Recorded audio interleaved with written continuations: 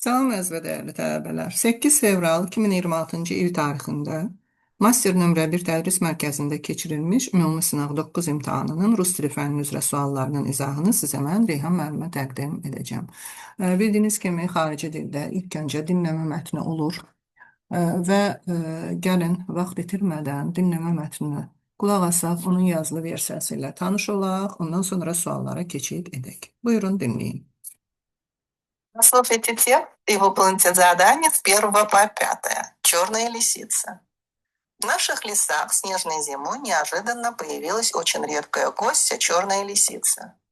Ничей мех не ценится так дорого, как мех этого необыкновенного зверя. Все охотники не стали стрелять ни белок, ни даже ценных соболей и начали охотиться лишь за одной этой лисицей. Но черная лисица была такая хитрая, что никого к себе не подпускала на пушечный выстрел и не шла ни в одну ловушку. Как ни старался каждый из охотников поймать ее, в них так ничего и не вышло. А черная лисица выбрала очень хитрый ход.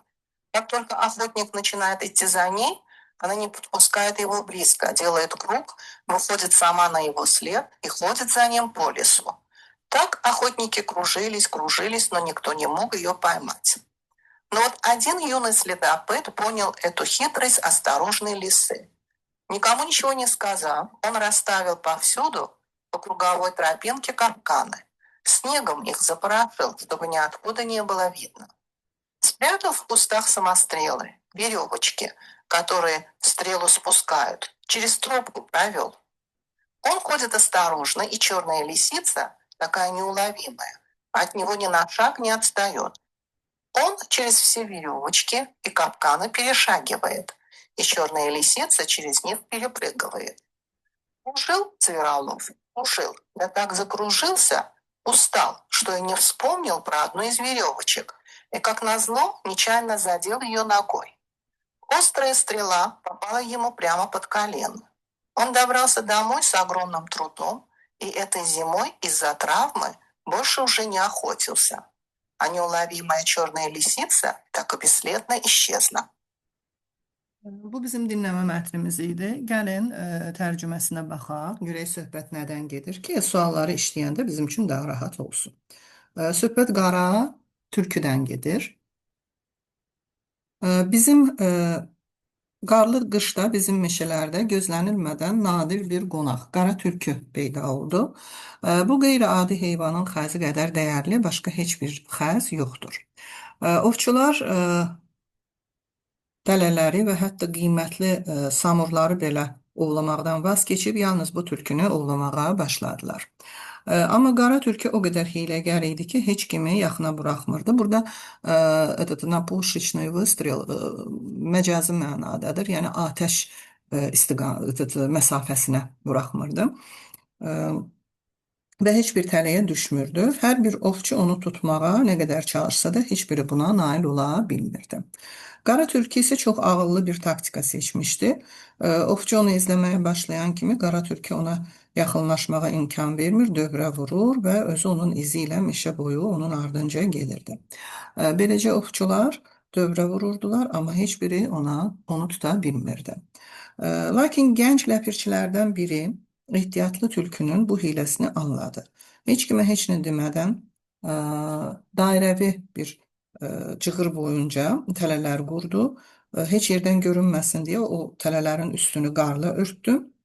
Kollarda isə özü atan o oxlanan yayı gizlətdi və onu oxları endirən ipləri də orada gizlətdi. O ehtiyatla gedirdi və ələ keçməz tülkü onun ardı ilə onu izləyirdi, addım-addım ondan geri qalmırdı. O bütün iplərin və tələlərin üstündən keçir, tülkü də onların üzərindən tullanırdı. Ləpirçi elə bir ki, krujil, yəni dövrə vurdu və beyni o qədər o dövrədən fırlandı ki, yoruldu və iplərin birini unutdu. Və təsadüfən ayağı ilə həmin o ipə dəydi, toxundu. İti ox onun dizinin altına dəydi. O böyük çətinliklə evə çatdı və bu zədənin ucbatından həmin qış ova gedə bilmədi. Ələ keçməz türkü isə işsiz soraqsız yuxa çıxdı. Bu bizim dinləmə mətnimizin перевоdu, tərcüməsi idi. Gəlin indi suallara baxaq. Birinci sualda какое утверждение противоречит содержанию tекста? Hansı fikir mətnin məzmununa ziddir? Противоречие bu ziddiyyət deməkdir. A variantı. Zверилова жаждали поймать черную лисицу. Bəli, bu ləpirçilər hamısı onu tutmağa çalışırdılar. Охотнику с большим трудом удалось paymat. Və burada yazılıb ki, ovçu çətinliklə də olsa o heyvanı tutdu, amma heç bir ovçu onu tuta bilməmişdi deyə V variantı burada mətnin məzmununa ziddir. Cavabımız V variantı olacaq, amma gəlin o biri variantlara da baxaq. Sayıda mix черной лисицы высоко ценился. Bəli, mətndə bu var idi, çox dəyərli idi, qiymətli idi. Черная лисица была очень изворотлива, yəni çox hiyləgər idi. Bu da mətndə var idi. Охотников удивляла хитрость животного. Heyvan, ovçular onun hiləgərliyinə təəccüblənirdilər. Yəni mətndən gəlin belə deyək də bunların hamısı aydın olur. Amma sırf bu V-dəki çətinliklə də olsa onu tutdu. Yəni heyvan tutulmadığı üçün bu tamamilə mətnə ziddir. İkinci suala baxırıq. Редкий sözünü hansı sinonimlə burada əvəz edə bilərik? Unikalni, unikal, qeyri-adi, yəni hamıdan fərqlənən. Обычный adi deməkdir. Прекрасный, çox gözəl deməkdir. Неуловимый, ələ keçməz deməkdir. Непонятный da anlaşılmaz. Yəni bunların içində düz редкий, nadir deməkdir. Nadirlik də nə deməkdir? O birilərə bənzəməyən, qeyri-adi. Ona görə biz burada A variantını seçəcəyik, unikalный cavabını. Üçüncü sualda cümləni tamamlamaq lazımdır. Черная лисица выбрала хитрый ход. Yəni hiləgər bir yol seçmişdi. Birincidəki özünə yaxınlaşmağa imkan vermirdi. Və bir də olacaq sama запутывала преследователя, özü onu izləyəni aldadırdı. Yəni keçirdi, özü onun arxasıca başlayırdı. Düz deyə bilərsiniz ki, məsələn, mətndə перешагивала через капканы var idi, amma o başqa cümlədədir. Yəni buna aid deyil. Baxın, bu hissədədir mənim o dediyim variantlar. Лисица выбрала очень хитрый ход. Вот как только охотник начинает, bu elə imенно onu aldadırdı. Yəni ona görə biz burada cavab olaraq 1 və 3 götürəcəyik. O da bizdə Y variantındadır. Keçirik dördüncü suala. На какой вопрос можно найти ответ в тексте? Hansı suala mətndə cavab tapmaq olar? Найти – это tapmaq. Куда убежали все звери? Bütün heyvanlar haraya qaçdılar? Mətndə ümumiyyətlə başqa heyvanlardan çox elə danışılmadı. Как поступили охотники? Ovçular sonunda nə etdilər? Bu da yox idi. Кто помог юному следопыту? Gənc ləpirçiyə kim kömək etdi? Bu da yox idi mətndə. Özü evə getmişdi. D-də isə почему никто не мог поймать лисицу? Çünki lisica bu tülkü çox hiyləgər idi. Ona görə də heç kim onu tuta bilmədi. Yəni D variantının cavabını mətndə tapmaq olur. Y-də də harada gizləndi, o da yox idi mətndə. Yəni ümumi fikirdən də bunları çıxartmaq olmur. Burada düzgün cavabımız D variantı olacaq. Baxırıq 5-ci suala. Burada охотник və zverə aid xüsusiyyətləri seçəcəyik. Hansına aiddir? Ovçu üçün nə verə bilərik? Был ранен, yaralandı. Bir də пострадал по невнимательности. Belə deyək də, diqqətsizliyi üzündən nədir? Zərər çəkdi. Deməli, охотnika A ilə D veririk. A ilə D də bizdə burada hardadır? C variantındadır. Yəni bu ikisini tapa bilsəniz, heç o biri variantları axtarmağa ehtiyac olmayacaq. Zver heyvan da вышел победителем, qalib çıxdı burada. Оказался хитрее, daha hiyləgər idi. Və появился внезапно, bu da mətndə var idi ki, birdən peyda oldu. Deməli, zverə də nə yazırıq? B yazırıq, C yazırıq, Y. O da yenə də C variantındadır. Düzgün cavab olacaq C variantı. Gəlin dinləmənin düzgün cavablarına bir daha baxaq. Bir də düzgün cavabımız olacaq V. 2 də düzgün cavabımız olacaq A. 3 də düzgün cavabımız olacaq Y. 4-də düzgün cavabımız olacaq D və 5-də də düzgün cavabımız olacaq C variantı. Keçirik oxuyub anlama mətnlərimizə. Bildiyiniz kimi 2 oxuyub anlama mətnimiz olur hər sınavda. Hər ikisi 5 sualdan ibarətdir. Hər iki mətndə ilk sual, birinci mətnin 6-cı, ikinci mətnin 11-ci sualı 4 mülahizədən ibarətdir. Amma bu 4 mülahizə, ümumiyyətlə bu sual bizə 1 bal verir. 4 mülahizəyə düz cavab versəniz 1 bal, 3-ünə düz cavab versəniz 0,5 bal olacaq. İkisinə düz cavab versəniz bu sizə heç bir bal verməyəcək. Hər iki mətnin sonuncu sualı birinci mətndə 10-cu, ikinci mətndə bu 15-ci suala aid olacaq. Açıq tipli suallardır. Burada artıq səhv etmə şansınız yoxdur. Yəni bir səhv sizə heç bir bal verməyəcək. Gəlin mətnlə tanış olaq, görək söhbət nədən gedir? Dünyanın 7 möcüzəsindən gedəcək burada söhbət. Несмотря на то, что список 7 чудес света стал символом величия античного мира, каждый из этих объектов имеет свою уникальную и зачастую трагическую судьбу. Многие из чудес простояли столетия, но были разрушены временем, природными стихиями и человеческой деятельностью. Их исчезновение напоминает нам о хрупкости даже самых грандиозных достижений цивилизации. Deməli, baxmayaraq ki, dünyanın 7 möcüzəsi, qədim dünyanın, yəni antik dünyadan gedir söhbət, əzəmətlilik simvoluna çevrilmişdir. Bu obyektlərin hər birinin özünə məxsus və çox faciəli taleyi var. Bu möcüzələrin çoxu əsrlər boyu mövcud olsa da, burada stoletiya 100 illik əsr eyni şeydir, 100 illiklərlə. Deməli, zaman, təbiət hadisələri və insan fəaliyyəti üzündən dağılmışlar. Onların yox olması bizə sivilizasiyanın ən möhtəşəm nailiyyətlərinin belə kövrəkliyini xatırladır. Храм Артемиды в Эфесе, одно из самых роскошных сооружений своего времени, был подожжен в 356 году до нашей эры человеком по имени Геростат, стремившимся обрести славу любой ценой. Хотя храм позже восстановили, он снова пострадал от набегов и окончательно исчез. Подобная участь постигла и статую Зевса в Олимпе, созданную великим скульптором Фидием. После переноса в Константинополь она была уничтожена в результате пожара. Deməli, Efesdəki dövrünün ən dəbdəbəli tikililərindən biri olan Artemida məbədi eramızdan əvvəl 356-cı ildə nəyin bahasına olursa olsun şöhrət qazanmaq istəyən Herostat adlı bir şəxs tərəfindən yandırılmışdır.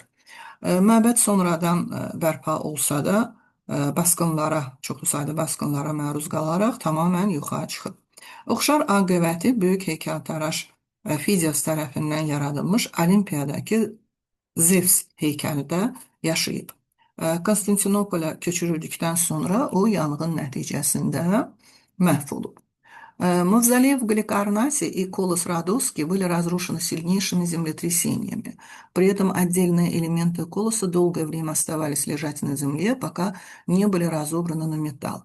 Александрийский маяк, простоявший более 1000 лет, пострадал от ряда землетрясений и был окончательно разрушен в средние века. На его месте позже воздвигли крепость. Deməli, Qalikarnasdakı məqbərə və Kalos Rodos bunlar da güclü zəlzələlər nəticəsində dağılıb. Kalosun ayrı-ayrı elementləri uzun müddət bu torpaq üzərində qalıb. Yəni metal üçün onu razobranı ayırıb, elə bir ki, hissələrə ayrılana qədər. İskəndəriyyə mayakı isə bir sıra zəlzələlər nəticəsində zədələnib və orta əsrlərdə tamamən dağılıb. Sonralar onun yerində qala tikilib. Современные археологи и историки прилагают усилия, чтобы установить точное местоположение и облик этих сооружений. Хотя большая часть из них не сохранилась, память о них жива в культуре, литературе, архитектуре и искусстве. Список чудес вдохновлял на создание новых современных чудес света, объединяя человечество в стремлении к красоте, инженерной мысли и культурному наследию. Müasir arxeoloqlar və tarixçilər bu tikililərin dəqiq yerini və görünüşünü müəyyən etmək üçün səy göstərirlər. Onların əksəriyyəti günümüzə qədər gəlib çatmasa da, onların xatirəsi mədəniyyətdə, ədəbiyyatda, memarlıqda və incəsənətdə yaşayır.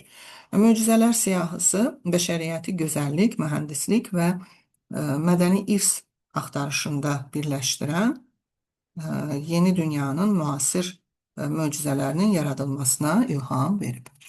Suallara baxaq uşaqlar. 6-cı sualda 6.1-də статуя Зевса была уничтожена при пожаре в Konstantinoполе. Yəni Zevsin heykəli Konstantinopolda pojar nəticəsində məhv olub. Bəli, bu vernadır.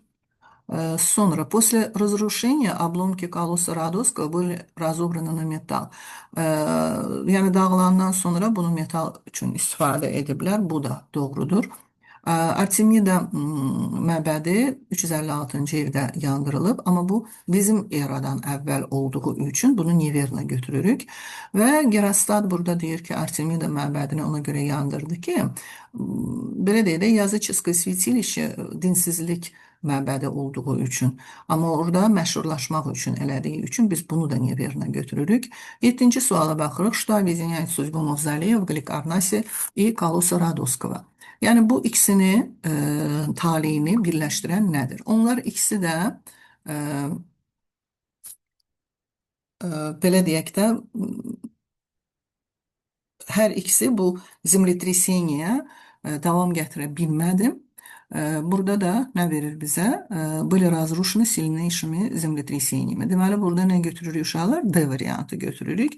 Yəni, heç bir səyə baxmayaraq onlar bu güclü zəlzələlərə davam gətirə bilmədilər. Məsələn, burada yazılıb ki, ikisi də bataqlıq bir yerdə tikilmişdi. Burada yazılıb ki, yürüşlər nəticəsində C-də yazılmışdı ki, eyni anda və eyni regionda. Y'də isə yazılıb ki, səhrada idilər, harda ki, tez-tez bu səhra tufanları baş verirdi.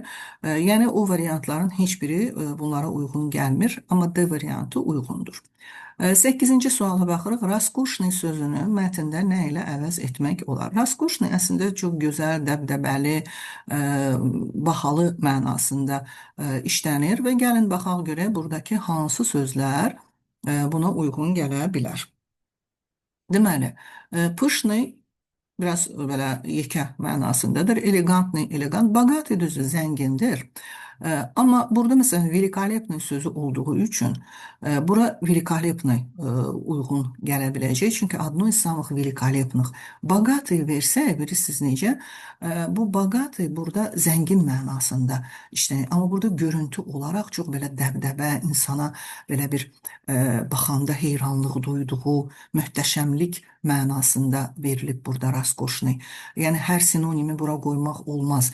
Burada məsələn qoysuq ki, одно из самых богатых сооружений, hardasa bunlar ikisi bir balaca bu sözə uyğun gəldiyi üçün ikisini müqayisə edib uşaqlar. Düzdür, изысканный da hardasa çox yaxın sinonimdir buna. Amma изысканный çox belə incəliklə anlamında işlənmişdir. Bogатый da, yəni zənginlik, bahalılıq anlamında. Burada isə söhbət görüntü olaraq möhtəşəmlik anlamında olduğu üçün biz bura düzgün cavab kimi Y variantını qoyacağıq. Великолепное сооружение olacaq öz dövrünün çox gözəl, möhtəşəm mənasında. 8-də cavabımız olacaq Y variantı. 9-a baxırıq. Deməli, burada deyir ki, müasir insan üçün bu möcüzələrin dağılması nəyi simvolizə edir? O da baxın bu hissədə idi bizdə. Bu hissədə. Və nə verəcəyik burada? Burada da cavabımız C olacaq. Yəni, hər şeyin çox müvəqqəti olduğunu, hətta ən möhtəşəm nailiyyətlərin də müvəqqəti olduğunu və xrupki, dağılma ehtimalı olan. Bax, xrupkasla burada uizimiz, elə bilin ki, sinonim kimi işlənib və burada düzgün cavabımız C variantı olacaq. Baxırıq 10-cu suala. Hansı suallara cavab tapmaq olar? Какая постройка простояла дольше всех других? Düzdür, mətndə tam deyilmədi hansı bu tikililərdən ən çox dayanıb, amma o cavabı biz burada tapa bilirik. Çünki burada deyir ki, çoxları yüzilliklərlə dayandı. Və Aleksandriyski mayak haqqında deyir ki, 1000 ildən çox, yəni o birlərə baxanda ən çox elə bil ki, var olan bu olub. Ona görə onun cavabını bura qoya bilirik. Sonra deyir, niyə bu möcüzələr 7 dənədir? Onun cavabı mətndə yox idir. 3-də deyir ki, hansı bizim günə qədər gəlib çatıb? O da mətndə yox idi. 4-də isə 8-ci möcüzə nəyi adlandırırlar? O da yox idi mətndə və 5-də də Zevsin statuyasını hansı aqibət gözləyirdi? O da burada var idi. Konstantinopola gələndən sonra yanğın nəticəsində məhv oldu. Gəlin bir daha düzgün cavablara baxaq uşaqlar. 6-1-də cavabımız A, 6-2-də cavabımız A, 6-3-də cevabımız olacak V, 6-4'te V, 7'de düzgün cevabımız olacak D, 8'de düzgün cevabımız olacak Y, 9'da S ve 10'uncuda da cevaplarımız olacak 1 ve 5. İndi sizinle ikinci mətnə keçid edirik. Burada da bir Emily Cummins adlı bir kızdan gelir söhbət. Эмили Каменс инженер, она проектирует полезные продукты для мест, где мало природных ресурсов. В этих местах часто не бывает много воды, у них не так много нефти, угля и газа. В продукциях Каменс не используется нефть, уголь и газ. В них используется солнце как альтернативный источник энергии. Это делает продукцию устойчивым. Deməli, Emily Cummins mühəndisdir. O, təbii sərvətləri az olan yerlər üçün faydalı məhsullar hazırlayır. Bu yerlərdə tez-tez su, neft, kömür və qaz çatışmır. Cummins-in məhsullarında neft, kömür və qazdan istifadə olunmur. Onlarda günəş, yəni alternativ, burada əvəzləyici enerji mənbəyi kimi istifadə olunur günəşdən və bu da onları davamlı edir. Устойчивый, yəni daha doğrusu əlverişli mənasında işlənir burada. Свой холодильник Эмили изобрела еще в средней школе. Обычно холодильники используют много электроэнергии. Они слишком дорогие для многих людей, живущих в развивающихся странах. Холодильник Cummins недорогой. Deməli, öz soyuducusunu Emily hələ orta məktəbdə oxuyanda icad edib. Adətən soyuducular çox elektrik enerjisindən istifadə edir və inkişaf etməkdə olan ölkələrdə yaşayan bir çox insan üçün bu çox bahadır. Cummins-in soyuducusu isə baha deyil. Холодильник работает на принципе испарения жидкости. Он представляет собой два встроенных один в другом алюминиевых, пластмассовых или деревянных цилиндра. Пространство между цилиндрами заполняется любым впитывающим воду материалом, песком, шерстью или даже землей, который пропитывается водой. В жарком климате вода, испаряясь через проделанные во внешнем цилиндре отверстия, отнимает тепло не только у внутреннего цилиндра, но и у помещенного в него продукта, молока, мяса, овощей и лекарства. Deməli, xaladelnik soyuducu mayenin buxarlanması prinsipi ilə işləyir. O, bir-birinin içinə yerləşdirilmiş iki alüminium, plastik və ya taxta silindirdən ibarətdir. Silindirlər arasındakı boşluq suyu özünə çəkə bilən istənilən material ilə, burada qum da ola bilər, yun və yaxud torpaq ilə doldurulur. İsti iqlim şəraitində xarici silindirdəki dəliklərdən buxarlanan su yalnız daxili silindirdən deyil, həm də onun içərisində o saxlanan qidalardan, buradakı süd, ət, tərəvəz və dərmanlardan da istiliyi uzaqlaşdırır. Дизайн очень простой, в нем использованы дешевые местные материалы. Люди могут даже сами сделать холодильник самостоятельно. Bunun dizaynı çox sadədir və ucuz yerli materiallardan istifadə olunur. İnsanlar hətta özləri də bu soyuducunu düzəldə bilərlər. После окончания школы Каменс провела 5 месяцев в Африке. Она хотела узнать больше о жизни там, поэтому стала волонтером в школе в Намибии. Там она могла протестировать и улучшить свои разработки. Ее холодильник имел большой успех. Сегодня это помогает огромному количеству людей. Məktəbi bitirdikdən sonra Cummins Afrikada 5 ay keçirdi. Oradakı həyat haqqında daha çox məlumat əldə etmək istəyən Cummins Namibiyadakı bir məktəbdə könüllü olaraq çalışdı. Orada o öz qurğularını sınaqdan keçirib təkmilləşdirə bildi. Onun soyuducusu böyük uğura malik idi. Bugün bu saysız hesabsız, yəni bu soyuducu saysız hesabsız insana kömək edir. Cummins изучала бизнес в университете Лидса в Англии. Сегодня она продолжает разрабатывать экологически чистые продукты. Она получила множество наград за свои продукты. Ее изобретения известны тем, что они используют местные ресурсы, не наносят вреда планете, а все материалы подлежат вторичной обработке. Deməli, Cummins İngiltərədəki Leeds Universitetində biznes təhsili alıb. Bugün o, ekoloji cəhətdən təmiz məhsullar hazırlamağa davam edir.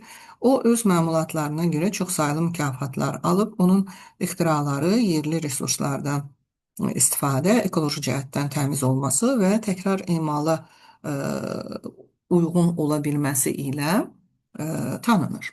Gəlin suallara keçək. 11.1. Людям очень сложно сделать холодильник, спроектированный Cummins.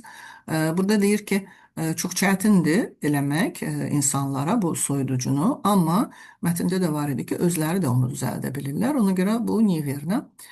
Изобретение Cummins хорошо известно, потому что они очень дорогие. Burada yazılıb ki, baha olduğu üçün, amma onun изобретениеləri ucuz idi. Bunu da неверно götürürük uşaqlar.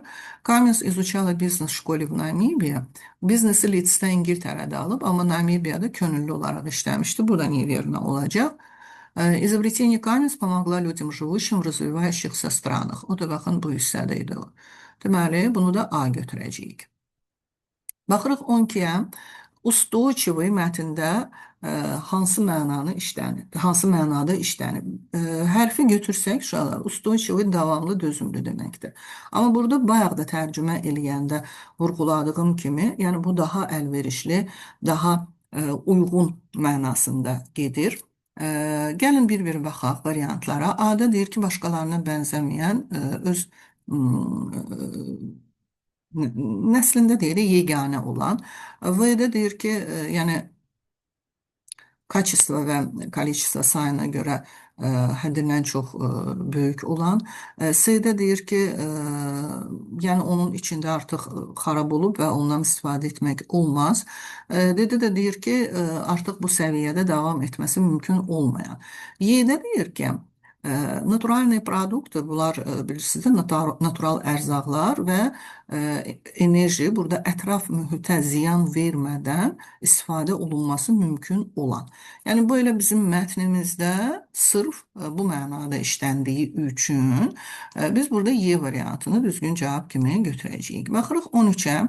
Hansı природный resursu Cummins istifadə edir. Burada bir asan yol diyeyim sizə. Nə dedi? Dedi ki, neft, uqul və qazdan istifadə etmir. Baxın uşaqlar, harada neft, qaz, uqul var, çıxardın. A-da var, çıxartdıq. B-də var, çıxartdıq. C-də var, çıxartdıq. Y-də var, çıxartdıq. Qaldı cavab D. Bəzən çalışın, bir-iki o incəliyə fikir verərək işinizi rahatlaşdırın. Yəni, görürsünüz, burada nə qaz var, nə neft var, nə uqul var. Keçdik 14-də. Cummins смогла спроектировать. Deməli, baxın, A-da yazılıb ki, холодильник из невозобновляемых продуктов. Yəni, bu, belə deyək də, yanlışdır. Продукты, наносящие вред окружающей, ətraf mühitə ziyan verən produktlar, за которые она получила множество наград. Bəli, elə bir produktlar proyekt elədi ki, ona görə çoxlu mükafatlar aldı.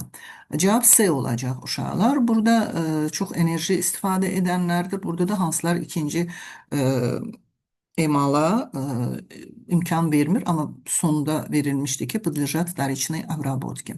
14-də cavabımız olacaq C variantı. Və 15-ə baxırıq, hansı suallara cavab tapmaq olar mətndə. Birincidə yazılıb ki, Cummins'in soyuducusu nə qədər su istifadə edir? Yox idi bu.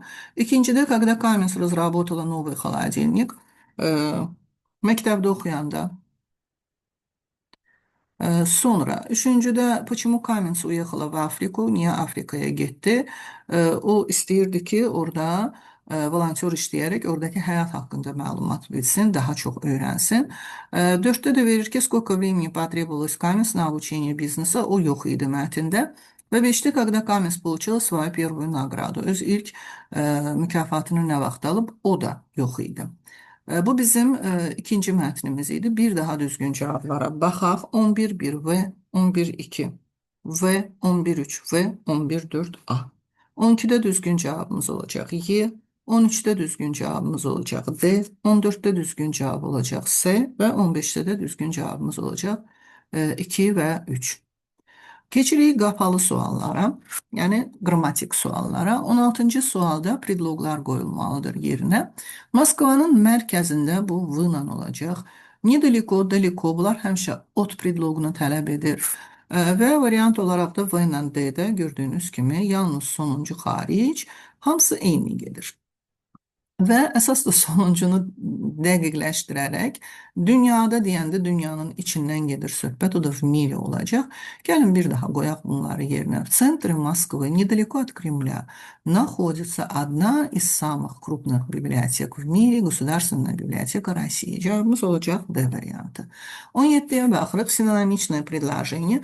Yəni burada verilən cümləni bu variantlardan hansı sinonimik formasıdır. Yəni bir balaca dəyişilmiş. Cümlədə nədən danışılır? Хорошими друзьями могут быть люди или животные, но какими бы они ни были, чудесно иметь их. Deyir ki, insanlar və heyvanlar yaxşı dost ola bilər, amma onlar necə olursa olsunlar, onlara malik olmaq çox gözəldir yəni. A'da deyir ki, замечательно иметь животных вместо людей. Yəni insanların yerinə heyvanlara malik olmaq gözəldir. V'də deyir ki, heyvanlar, поскольку животные замечательные, çox yaxşı olduqları üçün onlar tez-tez insanlara yaxşı dost olur.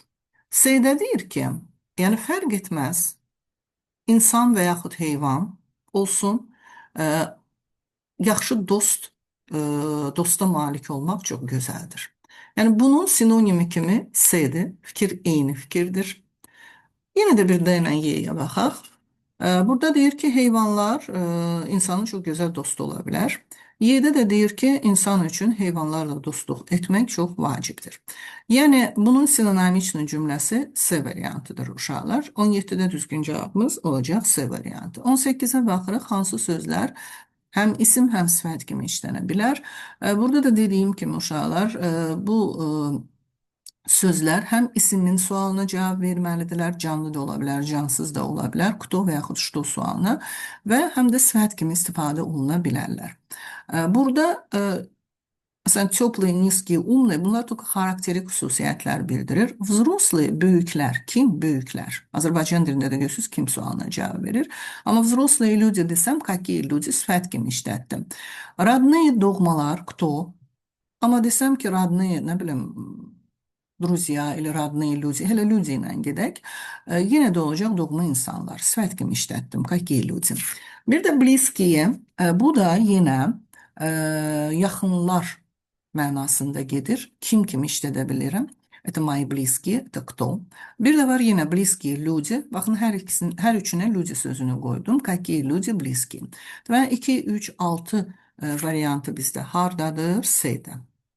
Deməli, düzgün cavabımız olacaq S variantı. 19-a baxırıq, cümlənin məntiqlə tamamlamaq lazımdır. Kruqum было так темно. Yəni, ətrafda elə qaranlıq idi ki, baxaq görək, variantlarda nə verilir? Burada deyir ki, ay daha parlaq idi. Yəni, qaranlıq idisə ay niyə parlaq olsun? Burada deyir, göydə çoxlu ulduz var idi. Yenə də məntiqsizdir. Burada deyir ki, uzağa, dəlbə uzaqlar deməkdir. Xoş idi uzağa baxmaq. Qaranlıq idisə mən uzağı necə görə bilərəm? D-də deyir ki, 2 addımlıqda belə insanı görmək qeyri-mümkün idi. Yəni, məntiqlə uşaqlar, əgər ətrafda çox qaranlıq idisə, 2 addımlıqdakı insanı da mən görə bilmərəm. Deməli, cavabımız olacaq D variantı. Baxırıq 20-yə uşaqlar. Burada da cümlə yığmaq lazım, mətn yığmaq lazımdır cümlələrdən. Rahat bir ipucu verilib 3-lə başlayırıq. İndi davamını gətirmək lazımdır. У меня есть рассеянный друг по имени Stas. Mənim Stas adlı çox belə рассеянный, huşsuz deyə bilərik. Yəni tez unutqan bir dostum var. Baxın 3-dən sonra 3 yerdə 1 var, 2 yerdə 2 var. Hər ikisinə baxaq. 2-də deyir, o güldü və dedi. Yəni, bunun dalıca gəlməyi biraz məntiqsizdir. Amma bir dəfə mən ondan xahiş etdim ki, 4-cü gün o bizə gəlsin. Deməli, 3-1 A-nın D-ni atırıq. Sonra, ikisində 4 var, birində 2 var. Burada, məsələn, deyir ki, o güldü və dedi ki, 4-cü gün gələcək. 4-də deyir ki, nə vaxt ki 4-cü gün oldu, Hamı gəldi Stasdan başqa. İndi burada bir çaşdırıcılıq ola bilər. Çaşa bilərsiniz ki, məsələn, mənim çox xursuz bir dostum var. Bir dəfə mən xahiş etdim ki, o dördüncü gün bizə gəlsin. Dalıcan deyə bilərsiniz ki, hə də nə qəşəng güldü və dedi ki, dördüncü gün gələcəm. Amma gəlin indi bunu aradan çıxartmaq üçün deyirəm. Ha. 2-dən sonra 4-ü versəm, dördüncü gün gəldi və hamı gəldi Stasdan başqa. E, Sonra 6, в пятницу, четверг, 9 он вдруг позвонил в мою дверь. Beşinci gün o birdən mənim qapımı çaldı. Onu görüb dedim ki, sən həqiqətən də diqqətsizsən, artıq beşinci gündür, dördüncü gün deyil. Məsələn, burada düşünə bilərsiniz ki, hə, mətn bitdi. Amma gəlin bu biri versiyaya baxaq. 3-dən sonra 1, bu məlumdur. 1-dən sonra 4-ü versəm, baxın, indi gəlin oyla gedirəm. У меня есть друг, рассеянный друг по имени Стас. Однажды я попросил зайти его ко мне в четверг. Sonra 4-ə baxaq. Когда наступил четверг, dördüncü gün olanda hamı gəldi Stasdan başqa. Bundan sonra 6 gələcək uşaqlar. 5-ci gün 9-a 15 dəqiqə çetvir devyatova işləmiş. Birdən mənim qapım çalındı. Onu qapıda görüb mən şikayətləndim. Sən həqiqətən diqqətsizsən, artıq 5-ci gündür, 4-cü gün deyil. Və dalıcan 2 o gülümsədi və dedi ki, 4-cü gün gələcək. Yəni burada 2 ilə bitirmək lazımdır uşaqlar. Çünki bu ona şikayət edir ki, bunun da bir davamı olmalıdır. Aydındırmı? Və düzgün cavabımız olacaq Y variantı. Bir balaca çaşdırıcılıq var, amma əminəm ki, hamınız düzgün yazacaqsınız. 20-də də cavabımız olacaq Y. Gəlin bir daha buradakı cavablara baxaq. 16-da cavabımız olacaq D. 17-də cavab olacaq S. 18-də də cavab olacaq S. 19'da cevap olacak D ve 20'de de cevabımız olacak Y variantı. Bu bizim ümumi sınav 9'un sualları ve düzgün cevapları idi. Birinci şansın son sınavı idi. Hamınıza inşallah birinci şansta bol şans, uğur arzulayıram.